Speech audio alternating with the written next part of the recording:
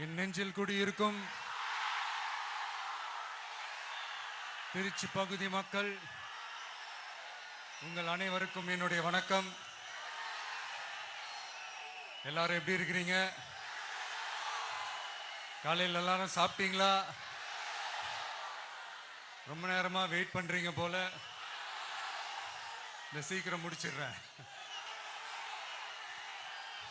Case பிரச்சனையெல்லாம் எப்படி இருக்கு? சரியாயிடுச்சா? சால்வ் ஆயிடுச்சா? கேஸ்லாம் புக் பண்ணீங்கன்னா புக் ஆகுதா? இந்த கேஸ் பிரச்சனையினால எவ்வளவு பிரச்சனைகள், எவ்வளவு டீ கடைகள் மூடிட்டாங்க, எவ்வளவு ஹோட்டல்ஸ் மூடிட்டாங்க, இதனால எவ்வளவு கஷ்டங்கள், எவ்வளவு நஷ்டங்கள்.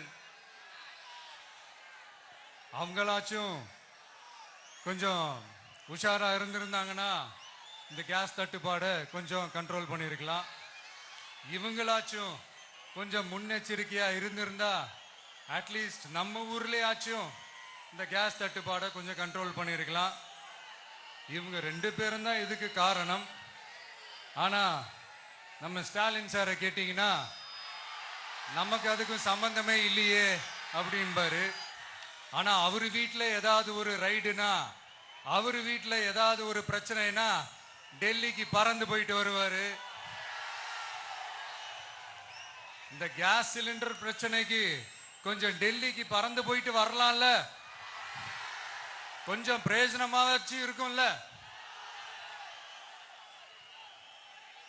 கேஸ் சிலிண்டருக்கு மானியமா 100 ரூபாய் தருவேன்னு சொன்னீங்களே, என்ன ஆச்சு? கரும்புக்கு ஆதார விலையா 4000 ரூபாய் தருவேன்னு சொன்னீங்களே, என்ன ஆச்சு? இந்த ரேஷன்ல சர்க்கரை 1 கிலோ எக்ஸ்ட்ரா தருவேன்னு சொன்னீங்களே, என்னாச்சு? ரேஷன்ல உளுந்தம்பருப்பு கொடுப்பேன்னு சொன்னீங்களே, என்னாச்சு? நானும் இது எத்தனை வாட்டி ரிப்பீட் பண்றதுன்னு எனக்கு தெரியல. நீட்டை ரத்து செய்வோம்னு சொன்னீங்களே, என்னாச்சு? சோ எதெல்லாம் அவரால் செய்ய முடியாதோ அதையெல்லாம் பொய் வாக்குறுதிகளா கொடுத்து ஏமாத்துறது தான் இவருடைய வேலையே. இப்ப அடுத்த செட் ஆஃப் இந்த பொய் வாக்குறுதிகளை ரெடி பண்ணிட்டாரு. அதனால அவரை மாதிரி நாங்க பொய் வாக்குறுதிகள்லாம் கொடுக்க மாட்டோம். மக்களுடைய தேவைகள் என்னன்னு சரியா புரிஞ்சுக்கிட்டு அதுக்கு ஏத்த மாதிரி தான் நாம செயல்படுவோம். 6 சிலிண்டர்கள் தாய்மார்களுக்கு கட்டணம் இல்லாம அன்னபூர்ணி சூப்பர் 6 திட்டம் சொன்ன மாதிரியே நிறைவேற்றுவோம். கல்யாணம் ஆகி போற நம்ம தங்கைகளுக்கு 1 பவுன் தங்கமும் பட்டு சேலையும் சொன்ன மாதிரியே கொடுப்போம். 60 வயசு வரைக்கும் இருக்கிற குடும்ப தலைவிகளுக்கு மாதந்தோறும் 2500 சொன்ன மாதிரியே கொடுப்போம். என்னுடைய அம்மா, அக்கா, தங்கைகள் எல்லாருமே தமிழ்நாட்டில் எந்த மூலையிலிருந்து எங்க வேணாலும், தமிழ்நாட்டுக்குள்ள எந்த பஸ்ல வேணாலும் ஃப்ரீயா சொன்ன மாதிரியே ஃப்ரீயா போகலாம். கல்வி, ரேஷன், மருத்துவம், குடிநீர், சாலை வசதி, பஸ் போக்குவரத்து, இந்த மாதிரி அடிப்படை விஷயங்கள்ல தான் எங்களுடைய முதல் கவனம் இருக்கும். நான் ஏற்கனவே சொன்னது மாதிரி நிறைய கவர்மெண்ட் ஸ்கூல்ல இந்த டாய்லெட் வசதிகள்லாம் சரியா இல்ல, அதை சரிப்படுத்தணும்னு சொன்னோம். உடனே இதெல்லாம் ஒரு பெரிய விஷயமா அப்படின்ட்டு சில அறிவாளிங்க கேட்டாங்க. அந்த அடிப்படை வசதிகள் இல்லாததுனால தான் ஒரு 12th ஸ்டாண்டர்ட் படிக்கிற பொண்ணு ஒரு அவசரத்துக்கு ஒரு காட்டு பக்கம் ஒதுங்கினாங்க. என்னாச்சு? இந்த உலகத்தை விட்டே போயிட்டாங்க. அதுக்கு என்ன காரணம்? இந்த மாதிரி அடிப்படை வசதிகள் இல்லாததான் காரணம். அதனால என்னுடைய தாய்மார்களே, உங்களுக்கு பாதுகாப்பு இல்லாத இந்த அடிப்படை வசதிகள் கூட செஞ்சு கொடுக்காத இந்த தீய சக்தி திமுக அரசை என்ன பண்ணலாம்? தூக்கி வீசி அறிவோமா? எதுக்கு இப்ப அங்க இங்க சுத்திக்கிட்டு நம்ம ஊருக்கே வருவோம், நம்ம திருச்சிக்கே வருவோம். இங்க ஒரு மந்திரி இருக்கிறாரு, நகராட்சி துறையில வேலை வாங்கி தரதா சொல்லி கோடிக்கணக்கான பணத்தை லஞ்சமா வாங்கிக்கிட்டு தகுதியானவங்களுக்கு எல்லாம் வேலை வாய்ப்பு கிடைக்காத அளவுக்கு பண்ணிருக்கிறாரு. இதெல்லாம் எவ்வளவு பெரிய ஒரு ஏமாத்து வேலை. அதனால நம்ம தம்பி தங்கைகளே, உங்களுக்கு இந்த வேலை வாய்ப்பை பறிச்ச இந்த ஸ்டாலின் சார் சர்க்காரை என்ன பண்ணலாம்? தூக்கி வீசி எறிவோமா?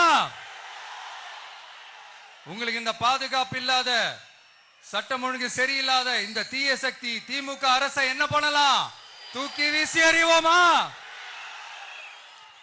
நகராட்சி துறையில மட்டுமே 1000 கோடிக்கு மேல ஊழல்னா, அப்ப மத்த துறையில எல்லாம் கொஞ்சம் கணக்கு போட்டு பாருங்க, தலையெல்லாம் சுத்தி போயிடும். நான் கொஞ்ச நாளைக்கு முன்னாடி சொல்லியிருந்தேன், இந்த ஸ்டாலின் சார் டாக்ஸ் அப்படின்ட்டு, இந்த ஜிஎஸ்டி மாதிரி எஸ்எஸ்டி, அதை பத்தி அவங்க வாயை திறக்கலைங்க. என்னமோ அவங்களே ஒத்துக்கிட்ட மாதிரி இருக்குது. ஆமா, இப்படி ஒரு டாக்ஸ் இருக்குது அப்படின்னு அவங்களே ஒத்துக்கிட்ட மாதிரி ஆயிடுச்சு.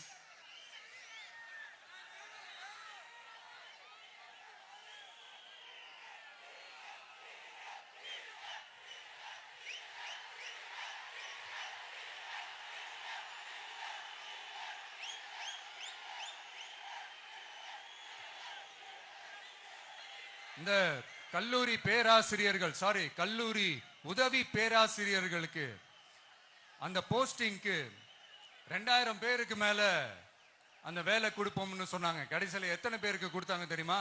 வெறும் 5 பேருக்கு. 2000 எங்க, இந்த 5 எங்க?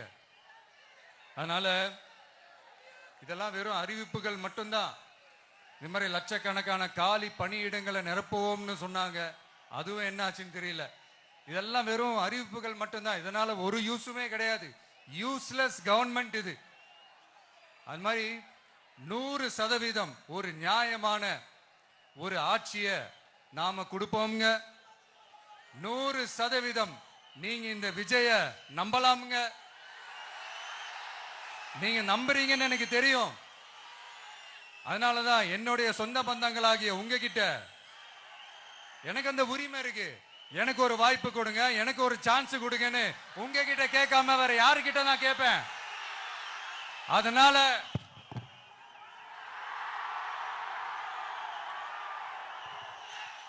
எனக்கு ஒரே ஒரு வாய்ப்பு கொடுங்க.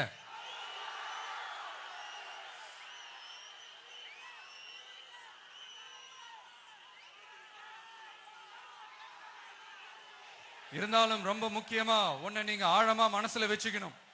இந்த எலெக்ஷன்ல திமுக ஏலத்தில் எடுத்திருக்கிற கல்லாப்பெட்டி கூட்டணியோட சேர்ந்து, அப்புறம் நாம ஏற்கனவே சொன்னோமே அந்த மற்றும் பலர் கூட்டணின்னு ஒண்ணு இருக்குல்ல, அவங்களோடும் கள்ள கூட்டணி போட்டுக்கிட்டு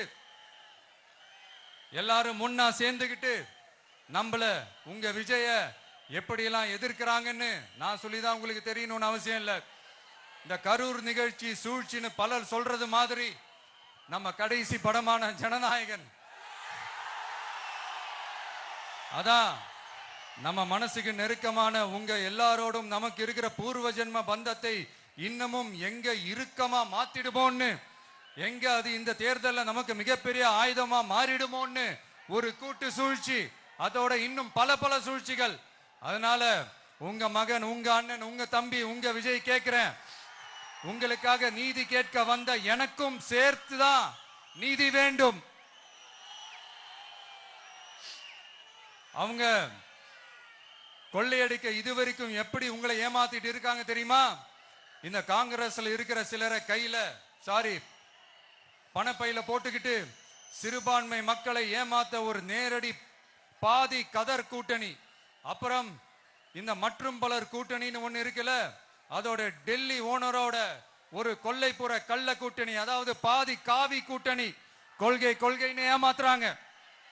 அதனால இந்த திமுகவையும் நம்பாதீங்க, இந்த பாஜகவையும் நம்பாதீங்க. 2 பேரும் வேற வேற கூட்டணி எல்லாம் கிடையாது, ஒரே கூட்டணி தான். 2 பேரையும் நம்பாதீங்க. இதுல எந்த டவுட்டும் உங்களுக்கு வேணாம். நீங்க திமுகவுக்கு ஓட்டு போட்டாலும் சரி, அந்த மற்றும் பலருக்கு நீங்க ஓட்டு போட்டாலும் சரி, நீங்க யாருக்கு ஓட்டு போடுறதுக்கு சமம்னு நீங்களே புரிஞ்சுக்கோங்க. அதனால இந்த வரப்போற தேர்தலில் டிவிகேக்கு உங்க சப்போர்ட்டியை கொடுங்க. இன்னும் பல வருஷத்துக்கு தமிழ்நாடு சூப்பரா இருக்கும்.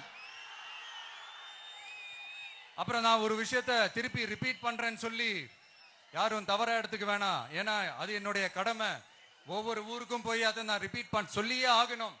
ஏப்ரல் 23ஆம் தேதி சும்மா காலங்காத்தால பக்காவா ரெடி ஆயிட்டு ஓட்டர் ஐடி கார்டை கையில எடுத்துக்கிட்டு முதல்ல பூத்துல போய் நின்னு அந்த விசில் சின்னத்துக்கு நேரா இருக்கிற அந்த பட்டனை ஒரு அழுத்துங்க.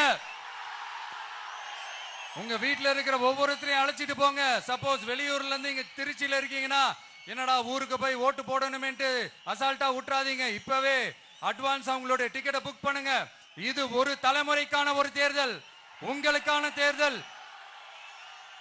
எவ்வளவு பெரிய வசதியான வாழ்க்கையா இருந்தாலும் எல்லாத்தையும் உதறி தள்ளிட்டு உங்களுக்காக மட்டுமே வந்திருக்கிறேன். உங்களுக்காக நன்றி கடன் செலுத்துறதுக்காக மட்டுமே வந்திருக்கிறேன். அத்தனை வழிகளையும் தாங்கிக்கிட்டு உங்களுக்காக மட்டுமே வந்திருக்கிறேன். ஒரு நாளும் பொய் சொல்லி உங்களை நான் ஏமாத்த மாட்டேன். இந்த 4 முனை போட்டி 40 முனை போட்டின்னு எத்தனை முனை போட்டின்னு வந்தாலும் இங்க 2 முனை போட்டி மட்டும்தான். ஒன்னு டிவிகே, இன்னொன்னு டிஎம்கே. மக்கள் விரோத ஆட்சி நடத்துற ஸ்டாலின் சார் வேணுமா, மக்களை நேசிக்கிற விஜய் வேணுமா? அவ்வளவுதான் இந்த தேர்தலே. அதனால உங்க விஜய்க்கு, உங்க அண்ணனுக்கு, உங்க தம்பிக்கு, உங்க பிள்ளைக்கு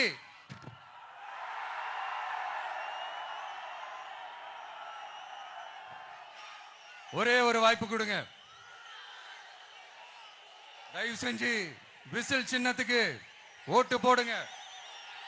இது ஒரு விசில் புரட்சி தேர்தலா இருக்கணும். இங்க